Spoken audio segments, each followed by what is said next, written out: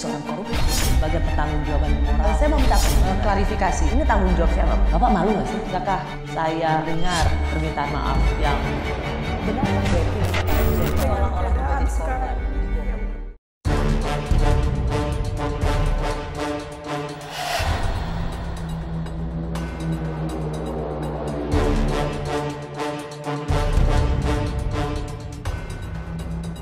kebebasan berpendapat akan dijamin.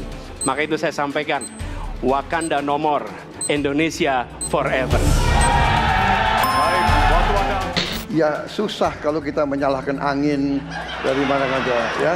Kalau kita dengan gampang menyalahkan angin, hujan dan sebagainya, ya mungkin tidak perlu ada pemerintahan kalau begitu. Saya jadi tidak enak ini Mbak hari ini. Mohon maaf, saya tidak enak karena dua kawan saya sedang nagih janji dan membuka buku lama.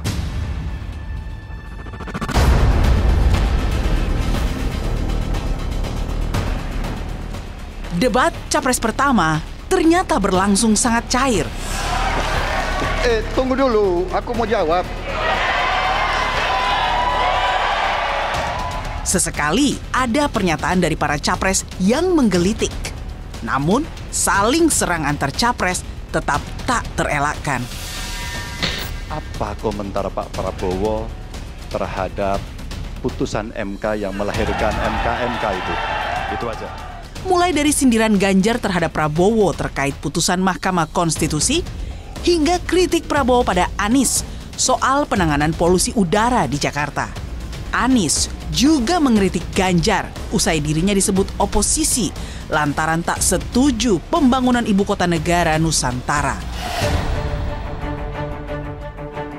Karena itulah, dalam debat pertama ini, Capres menyampaikan gagasan dan pandangannya soal hukum, HAM, pemerintahan, pemberantasan korupsi, serta penguatan demokrasi. pada saat ini kalau kita lihat hukum itu harusnya tegak begini. Inilah hukum. Dalam kenyataannya dia bengkok, dia tajam ke bawah, dia tumpul ke atas. Dan kondisi ini tidak boleh didiamkan, tidak boleh dibiarkan, dan harus berubah. Karena itu kita mendorong perubahan. Terima kasih. Hanya dengan kerukunan, hanya dengan kearifan, hanya dengan kebersihan jiwa, tidak dengan permainan kata-kata retorika, tapi sungguh cinta tanah air Indonesia akan maju. Semua ini bisa berjalan kalau kemudian pemerintahnya bersih, pemerintahannya bisa akomodatif, dan kita sikat korupsi itu tidak dengan kata-kata, dengan keseriusan. Debat memang berlangsung dinamis. Setiap capres menyampaikan gagasan dengan gaya dan karakteristik yang berbeda-beda. Harap tenang, Bapak Prabowo. Baik. Mas Anies itu betul-betul menjalankan perannya sebagai challenger, sebagai penantang. Sementara Pak Prabowo cenderung defensif. Adapun Mas Ganjar relatif mencoba untuk berselancar di antara kedua itu.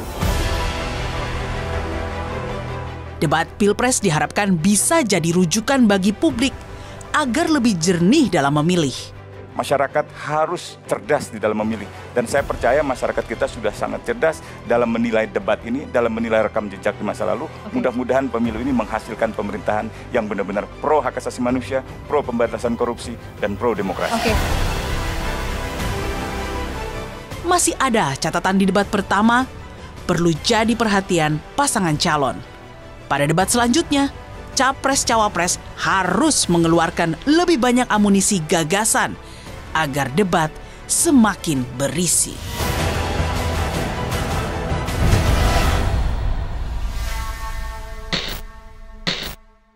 Sudah bersama saya tokoh kenamaan di dunia hukum dan ketatanegaraan Indonesia. Ia pernah menjadi Ketua Mahkamah Agung dan juga Ketua Dewan Pers, Profesor Bagir Manan. Terima kasih sudah di Rosi. Apa kabar Pak Bagir? Baik sekali. Sehat. Gitu, sehat ya. Senang bisa ketemu Pak Bagir lagi. Ya, saya yang terima kasih bisa diundang ke sini, apalagi dengan topik atau isu yang yang begini besar menyangkut peri kehidupan negara dan bangsa kita, paling tidak untuk 5 tahun yang akan datang. Gitu Iya, Prof. Mudah-mudahan semuanya menjadi lebih baik. Apa sekarang kegiatan Prof Bagir? Kegiatan saya masih beruntung karena oleh teman-teman pers saya masih sering diajak untuk berdiskusi atau untuk ngobrol gitu ya. Selain itu kalau ada ujian di kampus di S3 masih diundang di UI dan di Unpad terutama itu, dan ada pelatihan-pelatihan lain itu. Itu saja. Sudah itu saya di rumah ya membuat catatan-catatan saja ya agar tetap bisa berdiskusi dengan teman-teman dengan bahan-bahan yang ada ini. Iya, Prof Bagir ini waktu jadi Ketua Mahkamah Agung sering sekali mendapat, kalau saya bilang, kritikan yang tajam dari pers. Tetapi Prof Bagir ini tidak pernah mempersoalkan. Bahkan Prof Bagir senantiasa menjadi tokoh bagi pers yang sangat mendukung kemerdekaan pers. Untuk itu terima kasih sekali lagi, Prof. Terima kasih sekali gitu ya, dihargai itu ya. Prof Bagir nonton debat pada hari Selasa lalu? Ya, saya tonton tapi ya tidak seluruhnya karena sampai malam juga mereka ya. Ini karena tentang pemerintahan, tentang supremasi hukum, pemberantasan korupsi, penguatan demokrasi. Ya. Cocok sekali mendengar pandangan Prof Bagir. Ya. Menurut Prof Bagir sendiri gimana? Kesan in general dulu, Prof, tentang debat kemarin. Ya, tema-tema yang mereka pilih sudah bagus gitu ya. Tentu saya belum tahu diskusi selanjutnya. Kita berharap ada tema-tema lain yang berkait dengan tema-tema yang langsung berkait dengan peri kehidupan masyarakat banyak ya. Baik di bidang sosial, ekonomi, termasuk juga dalam bidang politik yang menyangkut rakyat banyak. Itu justru barangkali makin penting untuk diutarakan atau dibuat rancangan yang baik demi kejayaan bangsa kita di masa yang akan datang. Gitu ya. Prof Bagir, ada kejutan juga tentang pertanyaan, karena saling sanggah atau saling bertanya di debat kemarin itu cukup panjang waktunya. Dan betul saja ternyata soal Mahkamah Konstitusi dan kemudian hasil dari Majelis Kehormatan MK itu tetap menjadi pertanyaan. Saya ingin mengingatkan kita semua seperti apa itu, karena ini sangat relevan ditanyakan pada Prof Bagir yang memiliki disiplin ilmu ketatanegaraan. Kita lihat sama-sama. Ya. Pada tanggal 25 Pak Prabowo mendaftar ke KPU sebagai pasangan calon presiden, calon wakil presiden. Sesudah keputusan MK. Dan kemudian di MK dibentuk MK yang hasilnya mengatakan bahwa terjadi pelanggaran etika berat. Kemudian Bapak punya waktu sampai dengan tanggal 13 November. Sesudah Bapak mendengar bahwa ternyata pencalonan persyaratannya bermasalah secara etika, pertanyaan saya, apa perasaan Bapak ketika mendengar bahwa ada pelanggaran etika di situ? Para pakar hukum yang mendampingi saya menyampaikan bahwa dari segi hukum tidak ada masalah. Masalah yang dianggap pelanggaran etika sudah diambil tindakan dan keputusan. Ya, waktu itu oleh pihak yang diberi wewenang, kemudian sudah ada tindakan, dan tindakan pun itu masih diperdebatkan karena yang bersangkutan masih memproses. Tetapi intinya adalah bahwa keputusan itu final dan tidak dapat dirubah. Ya, saya laksanakan ya. Dan kita ini bukan anak kecil, Mas Anies ya. Anda juga paham ya. Sudahlah ya. Sekarang begini. Intinya rakyat yang putuskan, rakyat yang menilai. Kalau rakyat tidak suka Prabowo dan Gibran, nggak usah pilih kami, saudara-saudara sekalian. Dan Saya tidak takut tidak punya jabatan, Mas Anies. Sorry ya. Sorry ya.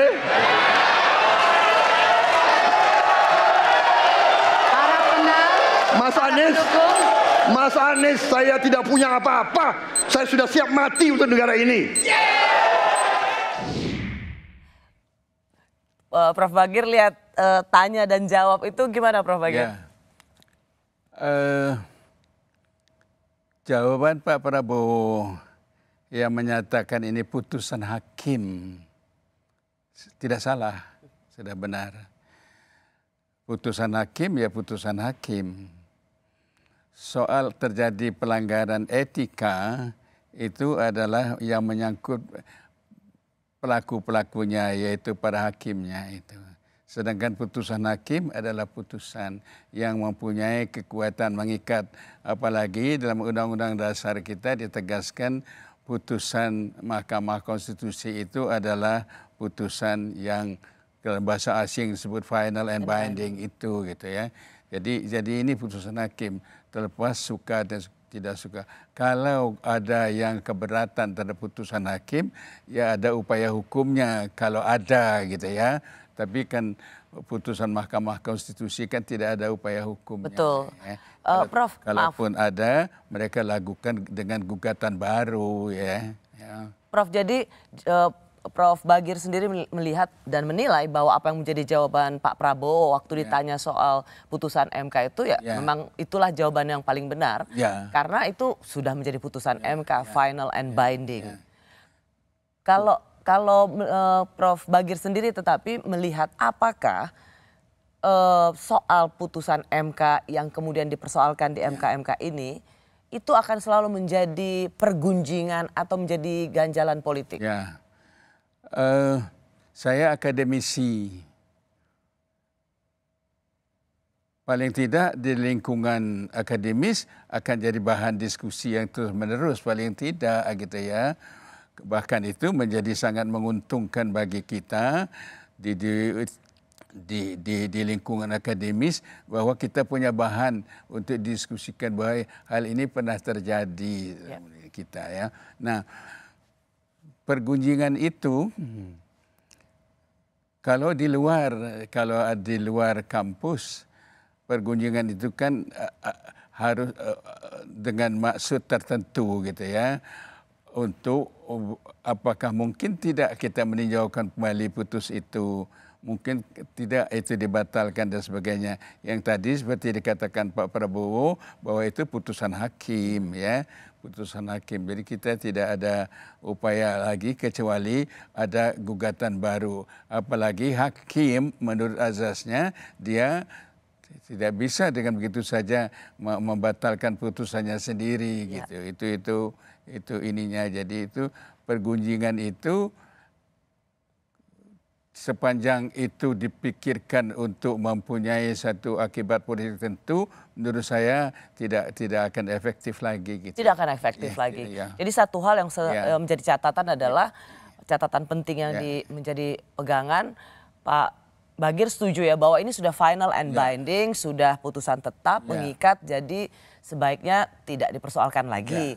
Tetapi bahwa bagi kalangan cendekiawan akademis ini terus didiskusikan supaya untuk pembaruan, supaya ini menjadi satu catatan pelajaran tentang konstitusi, itu adalah sesuatu yang sah saja. Ya, itu bagian dari kegiatan ilmiah gitu ya. Baik, para calon presiden ini ditanyakan juga soal independensi hakim. Nah, seperti apa komentar dari mantan Ketua Mahkamah Agung? Terima kasih, komitmennya Pak Prabowo luar biasa. Tapi dalam konteks kekinian saya terpaksa, ini mohon maaf Pak ini, terpaksa sekali saya harus bertanya. Apa komentar Pak Prabowo terhadap putusan MK yang melahirkan MK-MK itu? Saya kira mengenai Mahkamah Konstitusi, aturannya sudah jelas, kita juga bukan anak kecil. Rakyat kita juga pandai, rakyat kita lihat, rakyat kita tahu. Mas Ganjar, kita tahulah ya bagaimana prosesnya ya. Yang intervensi siapa? Ya kan? yang intervensi siapa, tapi intinya adalah kita tegakkan konstitusi, kita tegakkan undang-undang, kita perbaiki yang kurang sempurna, dan kita patuh kepada komitmen undang-undang itu sendiri. Jadi saya kira itu. Masih bersama saya Ketua Mahkamah Agung dari tahun 2001 sampai 2008. Ia juga Guru Besar Fakultas Hukum Universitas Padjadjaran, Profesor Bagir Manan.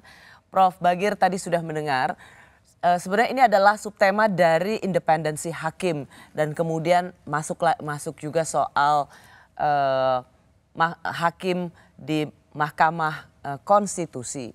Apa pandangan Prof. Bagir soal independensi hakim dalam hal ini, misalnya yang difokuskan adalah soal Mahkamah Konstitusi? Dalam sistem ketatanegaraan Indonesia, kebebasan hakim atau independensi hakim tidak hanya merupakan asas, tapi juga merupakan hal yang ditentukan dalam Undang-Undang Dasar. Jadi mempunyai sifat konstitusional itu ya. Bahwa kekuasaan hakim adalah kekuasaan yang merdeka lepas dari pengaruh pemerintah. Itu Undang-Undang Dasar kita. Selain itu, kekuasaan kehakiman yang merdeka itu juga sebagai konsekuensi kita sebagai negara yang berdasarkan demokrasi, negara yang berdasarkan hukum. Jadi itu merupakan konsekuensi yang tidak dapat dielakkan. Sekarang bagaimana perjalanannya ya? Artinya dari segi hukum dan azas itu sudah selesai. Tapi kan akhirnya kenyataanlah yang akan menentukan apakah benar kita independen atau tidak. Gitu. Nah, kalau kita lihat bagaimana mengukurnya bahwa seorang hakim itu independen, tidak diintervensi. Ya, bagaimana mengukur kebebasan hakim? Pengertian kebebasan hakim itu adalah dalam rangka memutus perkara, itu esensinya. Tetapi dia dalam memutus perkara itu juga dapat tidak independen karena pengaruh-pengaruh lain gitu ya. Karena itu ada azas misalnya. Seorang hakim tidak akan memutus suatu perkara kalau dia merasa mempunyai kepentingan atas perkara itu. Seorang hakim tidak dapat memutus perkara itu kalau dia punya kepentingan pada perkara itu. Juga dia tidak boleh memutus suatu perkara kalau dia sudah a priori mempunyai satu sikap terhadap pihak yang berperkara. Jadi hakim itu tidak boleh punya konflik kepentingan pada suatu perkara. Ya. Apakah dia punya kepentingan terhadap perkara itu atau dia ingin betul-betul ingin mengalahkan perkara itu. Itu sudah tidak boleh lagi. Apalagi pengaruh dari kekuatan-kekuatan di luar dia gitu ya. Nah, memang pada tingkat tertentu misalnya hakim konstitusi dan hakim Mahkamah Agung, pengangkatan mereka ada campur tangan politik. Yaitu lewat DPR dan Presiden. Tapi untuk menjamin itu di berbagai negara ada cara untuk menjamin agar pengaruh pengangkatan itu tidak berlanjut, yaitu jabatan presiden, jabatan hakim seumur hidup atau sampai batas umur tertentu. Hakim tidak boleh disalahkan karena putusannya, kecuali menurut upaya hukum yang sudah ditentukan secara konstitusional. Itu untuk menjaminnya itu. Tapi kan manusia adalah manusia, kan kita tidak tahu bahwa dari masuknya dari mana itu. Seorang hakim yang menduga bahwa dia mempunyai vested interest atau menduga dapat diperkirakan bahwa dia berkaitan dengan satu perkara, maka secara etika mestinya dia tidak ikut dalam perkara itu. Misalnya dia meskipun dia mengatakan saya tidak terpengaruh, tapi dia punya hubungan kekeluargaan misalnya, lebih baik dia menjauh dari perkara semacam itu. Tidak boleh ikut serta ikut dalam memutus perkara itu. Ada yang menarik dari apa yang dikatakan oleh calon presiden nomor urut 1 Anies, yaitu soal intervensi eksekutif pada yudikatif. Prof dengar ya apa katanya Pak Anies waktu itu? Jadi ketika saya bertugas sebagai presiden, maka saya akan tegaskan kepada semua yang berada di lingkar judisial bahwa tugas Anda bukan hanya menegakkan hukum, tugas Anda menghadirkan rasa keadilan. Nomor satu, tegaskan itu. Yang kedua, bila terjadi praktek-praktek di mana keadilan tidak hadir, maka negara tidak boleh diam dan mengatakan, nah itu kan proses hukum. Tidak bisa. Justru negara harus mempertanyakan apa yang sesungguhnya terjadi. Dan itulah yang kemudian harus dikerjakan oleh negara, memastikan bahwa proses hukum benar-benar berorientasi kepada keadilan. Ya, Prof. Bagir di sini kan sebenarnya ingin dikatakan bahwa negara tetap harus hadir. Presiden sebagai kekuasaan tertinggi di eksekutif ingin memastikan soal keadilan.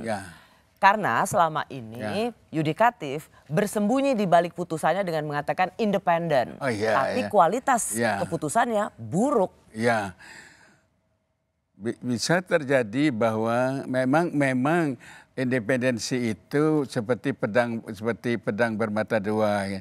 Satu pihak untuk menjamin dia betul-betul sebagai penegak keadilan, penegak kebenaran, tapi dapat juga disalahgunakan, gitu. Dapat juga terjadi. Nah, tentu harus ada kontrol. Gitu. Tapi kalau dikatakan, kan tadi kita bicara soal independensi hakim, intervensi gitu. Harus ada tetap ada caranya. Misalnya kalau nyata sekali bahwa dia melakukan pelanggaran prinsip-prinsip itu, ada proses hukumnya.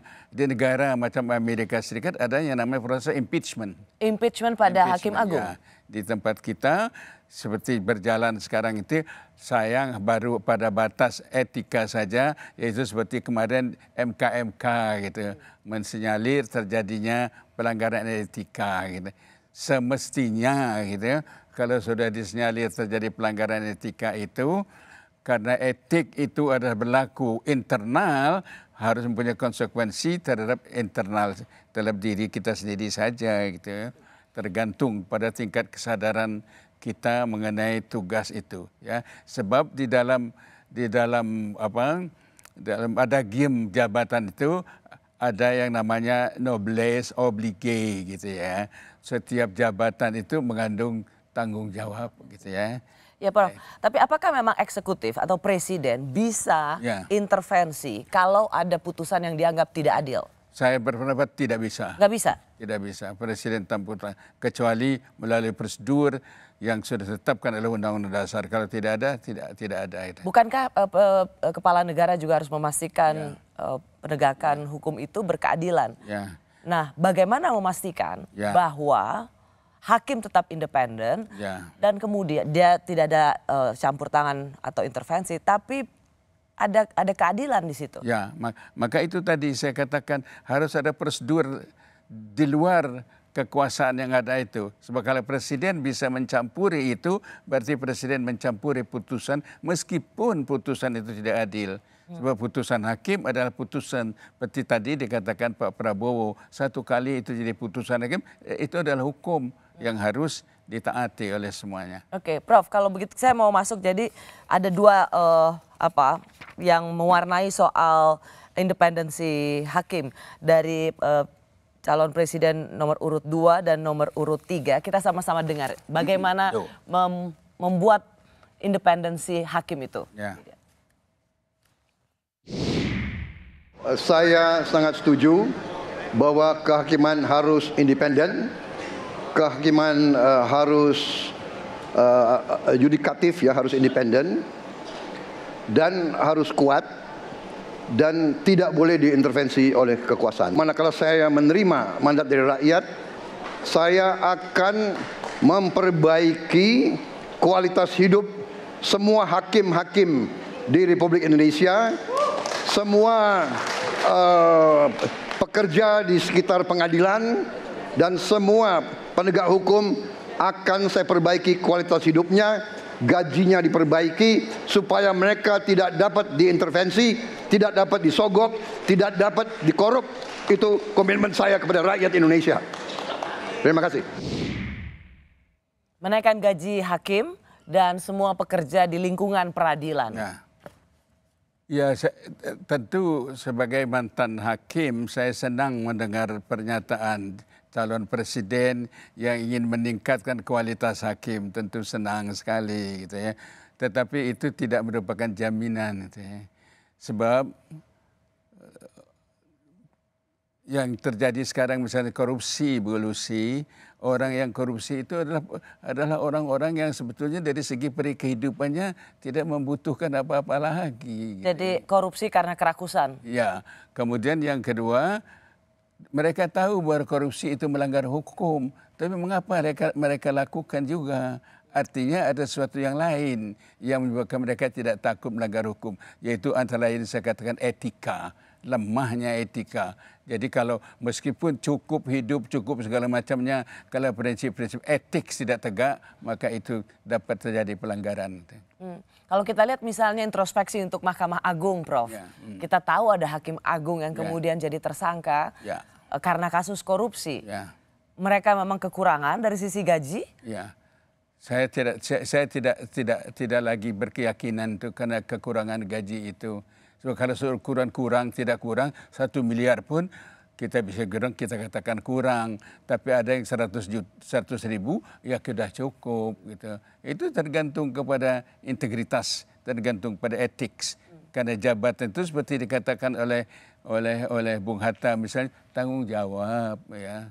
Tanggung jawab. Prof Bagir sebagai orang yang berkecimpung di lingkungan peradilan dan menginginkan, ini ada harapan kita semua bahwa harus ada kemandirian peradilan, hakim-hakim yang independen dengan kualitas mahkotanya atau kualitas putusan yang memberikan rasa keadilan. Apa sesungguhnya yang menurut Anda harus dijanjikan oleh calon presiden ini untuk memastikan kekuasaan kehakiman yang independen? Yang harus dijanjikan oleh presiden menjamin hakim yang independen itu bahwa pertama dia berpegang teguh pada prinsip tidak akan mencampuri kekuasaan kehakiman. Harus dijamin independensinya. Yang kedua, harus dijamin bahwa hakim itu betul bebas, merdeka, tidak dipengaruhi. Dan tentu saja kita harus bertindak kalau ada hakim yang tidak benar. Yang penting mekanismenya itu, bagaimana mekanismenya. Seperti tadi saya katakan di Amerika ada model impeachment. Kita harus ada mekanisme itu gitu ya. Nah, itu kalau kita jadi di Indonesia kan dengan lewat sistem peradilan biasa gitu ya.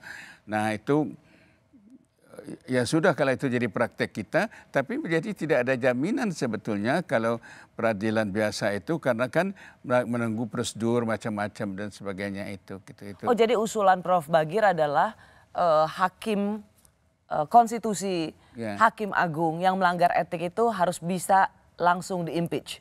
Ya bisa. Karena melanggar etik? Ya, melanggar etika itu. Kalau etika yang sangat dasar. Sebab pengertian etika itu begini. Silakan minum dulu, Prof. Ya, tidak hanya pengertian bahwa biasa, tapi tingkah laku yang luar biasa, tidak normal, itu juga etika itu. Tidak, dia melakukan tugasnya. Ada contoh ini, ada cerita ini. Seorang hakim yang luar biasa ininya gitu ya, sulit sekali pekerjaannya, bisa bergaul dengan pelacur dan sebagainya gitu ya. Nah akhirnya karena itu dia kena impeachment karena dianggap itu melanggar hal yang sangat basic. Oh, gaya hidup. Tingkah laku hakim, hal seperti itu. Tingkah laku yang tidak keruan seperti itu. Apalagi kalau sudah melanggar hukum ya, korupsi, nerima suap dan sebagainya itu. Prof, siapa yang bisa melakukan itu? Kalau MK kan akan ditentukan oleh Ketua Mahkamah Konstitusi sendiri. Kalau MA, apa usulan Prof? Ya, kita punya lembaga ya. Di Amerika misalnya impeachment dilakukan oleh Senat Amerika gitu ya. Kita mempunyai lembaga yang namanya misalnya DPD misalnya itu. Apakah DPD secara konstitusional tidak bisa diberi kewenangan seperti itu? Dia sebagai penegak etik. Karena DPD tidak terlibat dalam urusan sehari-hari yang berkait dengan pembentukan undang-undang gitu, misalnya begitu ya. Kalau mau kita ke sana. Oke, Prof, kita akan masuk ke soal pemberantasan korupsi. Karena jelas ada lembaga seperti KPK yang disebut harus dikembalikan kembali fungsinya seperti semula. Saya ingin tanya Prof Bagir soal ini. Yang tidak kalah penting, Undang-Undang KPK harus direvisi sehingga KPK menjadi lembaga yang kuat kembali. Yang ketiga, diberikan imbalan, reward kepada mereka yang membantu melakukan pelaporan, penyelidikan, sehingga ketika melaporkan kita akan punya partisipasi masyarakat, dan itu dibolehkan oleh undang-undang. Yang tidak kalah penting adalah standar etika untuk pimpinan KPK harus standar yang tinggi. Masih bersama saya ilmuwan dan penegak hukum yang pernah menjadi saksi ahli dalam sidang uji formil revisi Undang-Undang KPK di Mahkamah Konstitusi tahun 2020, Profesor Bagirmanan. Prof, dari Capres Anies Baswedan mengatakan merevisi Undang-Undang KPK dan mengembalikan KPK seperti dahulu yang sangat kuat gitu. Seberapa mudah Presiden bisa melakukan itu lagi? Ya, KPK adalah penuntut umum, public prosecutor khusus untuk soal korupsi. Dan penyelenggara negara. Sama saja sebetulnya kedudukannya dengan Jaksa Agung ya, sebagai penuntut umum itu, sebagai penyidik dan penyelidik perkara pidana ini. Nah, di mana saja secara organ dari segi kelembagaannya mereka ada di dalam naungan kekuasaan eksekutif. Tetapi pada saat mereka mulai menjalankan tugas pro justisia, yaitu tugas melakukan penyidikan mereka independen. Tidak boleh dicampuri lagi oleh siapapun juga. Mereka independen. Kalau begitu maaf Prof, Capres ini kan mengatakan soal KPK. Mengapa KPK secara faktual itu berbeda sekali antara waktu sebelum direvisi dan setelah direvisi. Jadi di mana sesungguhnya titik lemah dari revisi itu? Ini juga hal yang harus kita akui, budaya politik kita gitu ya. Menurut saya gitu. Mestinya ada komitmen bahwa seorang anggota KPK itu adalah mesti independen gitu. Karena itu tidak boleh ada unsur-unsur pertimbangan politik, unsur-unsur pertimbangan lain dalam rangka memilih siapa yang mestinya menjadi anggota KPK itu. Pimpinan KPK ya maksudnya. Pimpinan KPK ya. Tidak boleh ada bahasa orang kita atau bukan orang kita, tidak boleh. Gitu ya. Dia adalah satu lembaga yang independen. Gitu ya. Waktu Undang-Undang KPK masih yang dulu, itu kan juga pimpinan KPK dari DPR. Sekarang juga dari DPR. Tampaknya yang dirasakan perbedaannya adalah karena pimpinan KPK itu kemudian di bawah eksekutif dan kemudian tidak sekuat dulu. Apakah Prof membenarkan ini atau mengkoreksi persepsi? Tapi begini Bu Lucy, menguatnya suatu lembaga tidak selalu karena dijamin oleh undang-undang. Tidak selalu dijamin oleh satu ketentuan. Tapi bisa dijamin oleh penghuni-penghuninya. Penghuni-penghuninya yang mempunyai integritas tinggi, yang mempunyai satu kewibawaan tinggi, mereka dapat menjadi penegak-penegak independensi yang terjamin itu. Kalau gitu Prof Bagir setuju mana? Merevisi kembali Undang-Undang KPK atau yang ini tidak apa-apa? Seberapa penting menurut Prof Bagir ada revisi Undang-Undang KPK? Saya termasuk orang yang tidak begitu suka itu main revisi sebentar diubah. Macam sekarang Undang-Undang MK, ini sudah mau yang kelima ini Undang-Undang MK itu sejak yang pertama kali gitu. Sebab itu bisa mempengaruhi satu tidak lahirnya satu tradisi bagaimana lembaga itu berjalan sebagaimana mestinya. Karena orang tidak ada kepastian hal itu. Nah, soalnya bukan undang-undang yang akan lebih menentukan, tapi bagaimana kita mengelola, bagaimana kita menjalankan, bagaimana integritas dari mereka yang ada di dalamnya itu gitu ya. Jadi bukan soal undang-undang ya Prof? Bukan soal undang-undang bagi saya gitu ya. Kalau begitu Prof, coba kita dengarkan juga dari Capres Prabowo soal pemberantasan korupsi, dan saya mau mendengar bagaimana tanggapan Prof Bagirmanan. Ini dia. Korupsi adalah pengkhianatan terhadap bangsa. Korupsi harus diberantas sampai ke akar-akarnya. Kita harus perkuat KPK. kita harus perkuat juga kepolisian, kita harus perkuat juga kejaksaan, kita harus perkuat ombudsman, semua badan-badan yang bisa membantu untuk mitigasi korupsi harus kita perkuat. BPK, BPKP, inspektorat di tiap kementerian ini harus diperkuat. Jadi saya sependapat korupsi harus diberantas sampai seakar-akarnya. Ada yang Prof mau tanggapi? Ya, saya sudah pada tahun 22 pernah menulis dengan judul Apakah Korupsi Bisa Diberantas? Ya. Saya berpendapat bahwa korupsi bukan lagi sekedar persoalan hukum. Seperti tadi saya katakan, mereka tahu bahwa perbuatan melanggar hukum mereka lakukan juga gitu ya. Dan begitu meluasnya sehingga persoalan-persoalannya itu menjadi ada bahasa bahwa korupsi di Indonesia paling luas di dunia, paling banyak di dunia dan sebagainya itu. Saya berpendapat bahwa persoalan-persoalan di luar hukum, baik itu di lingkungan pemerintah, luar pemerintahan.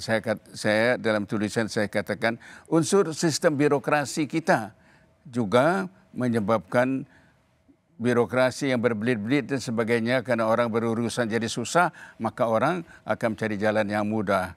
Unsur tatanan politik yang juga bermacam-macam, ini juga perlu mendapat pemikiran kita. Tatanan politik, apakah di bagian mana tatanan politik itu yang dapat mendorong terhindarnya korupsi gitu ya. Ini juga banyak banyak menjadi bahan kajian bahwa di politik itu sungguh-sungguh membutuhkan biaya yang mahal dan itu sangat-sangat dan terbukti membuka peluang untuk korupsi. Prof, yang menarik juga dari Capres 03 itu juga membuat diferensiasi dalam hal pemberantasan korupsi, yaitu memiskinkan koruptor, perampasan aset dan memenjarakannya di Nusa Kambangan. Seberapa mungkin perampasan aset ini juga menjadi efek jera? Ya, pada dasarnya itu kan dalam upaya pemberatan. Kalau dalam pengajaran kriminologi itu sebagai satu bentuk lebih meningkatkan rasa takut orang untuk melanggar gitu ya. Karena ada begini, orang koruptor itu tidak takut dipidana, tidak takut dipenjara, karena nanti dia bisa punya. Nanti tinggal bisa diatur kalau ada kenal orang dalam. Ya itu betul. Artinya kita perlu ada satu alat hukum lain untuk lebih mengefektifkan pemberantasan korupsi, meningkat rasa takut, termasuk tadi perampasan aset. Ya. Seberapa urgent menurut Prof Bagir ini perampasan aset ini sesuatu yang prioritas untuk pemberantasan korupsi? Saya lanjut sedikit. Atau bahasa proses perampasan aset itu berkaitan dengan proses pemiskinan gitu yang dikatakan gitu. Nah, kita perlu agak berhati-hati kalau sudah sampai proses pemiskinan karena dia mempunyai akibat terhadap anaknya atau segala macamnya, dan ada aset-aset yang tidak ada kaitan dengan korupsi. Pada dasarnya semua aset yang dapat diperkirakan didapatnya dari korupsi itu negara boleh ambil gitu. Ya. Tetapi jangan juga sampai aset yang tidak ada kaitannya dengan korupsi kita ambil, proses pemiskinan yang akan menyebabkan anak istrinya menjadi terlunta-lunta, itu menjadi urusan negara juga. Tidak adil. Itu juga memberikan ketidakadilan. Tapi menurut Prof Bagir setuju ya? Bisa dipakai untuk sebagai salah satu metode. Gitu perampasan aset itu perlu segera diundangkan. Tetapi memang prinsip kehati-hatian harus dilaksanakan. Jangan sampai aset yang tidak ada kaitannya dengan praktek korupsi ikut disita. Ya perlu diperhatikan sebab jangan sampai kita ingin menegakkan keadilan dengan cara-cara yang tidak adil gitu ya. Jangan sampai terjadi seperti itu. Prof, mana yang lebih penting? Menguatkan kembali KPK atau RUU perampasan aset segera diundangkan? Ya, menguatkan kembali KPK bagi saya lebih prioritas. Ya, tapi pengertian menguatkan KPK bukan hanya sekedar prosedur pengangkatannya, bukan hanya sekedar jaminan hidupnya, bukan sekedar hanya bagaimana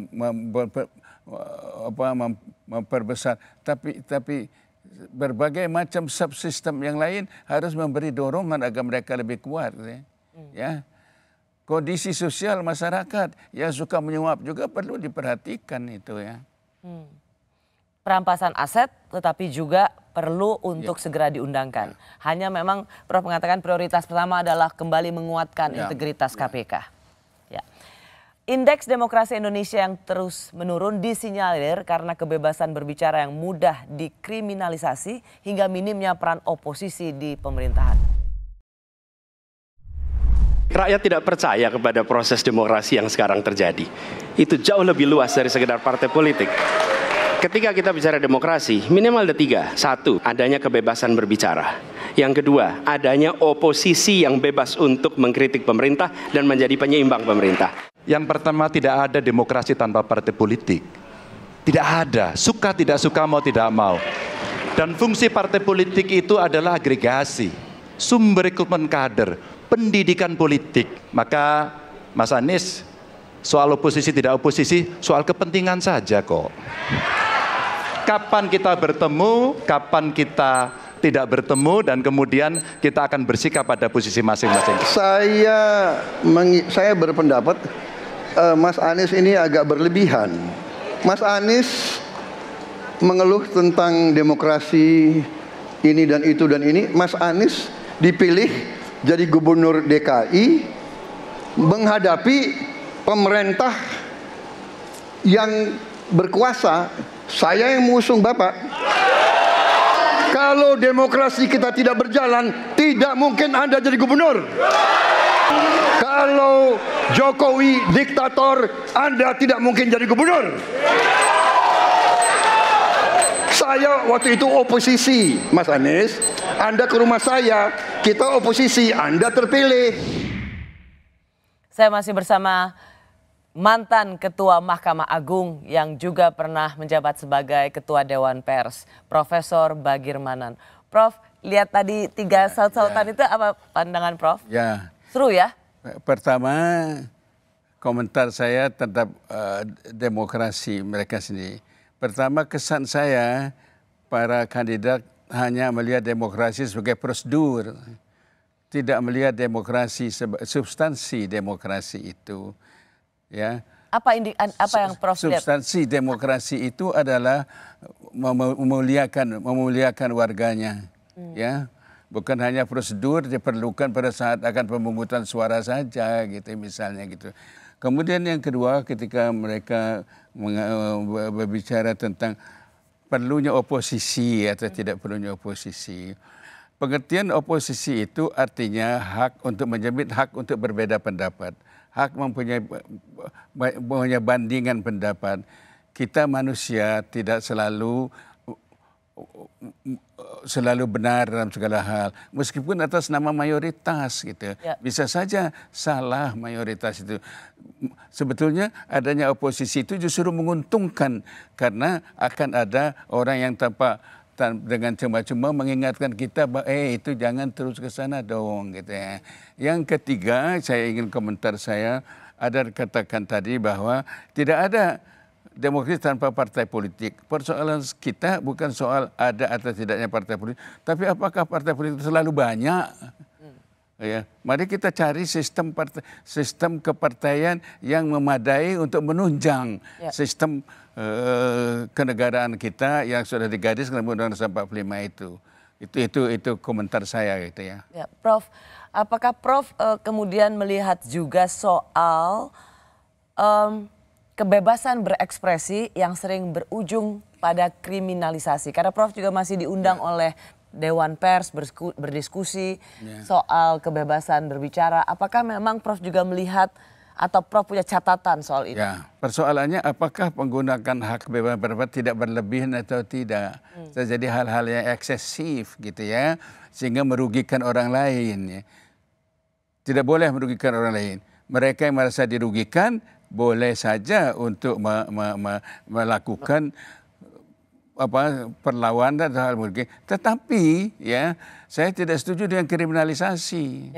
Ya, saya setuju dengan kriminalisasi. Sebab kriminalisasi artinya perbuatan kebebasan pendapat itu berhadapan antara pelaku dengan negara. Sedangkan ini antara orang yang merasa dirugikan gitu. Nah, jadi Profesor tidak setuju dengan praktek-praktek kriminalisasi di mana warga negara berpendapat dan kemudian negara atau bagian dari kekuasaan yang menggugatnya. Ya, itu saya tidak setuju.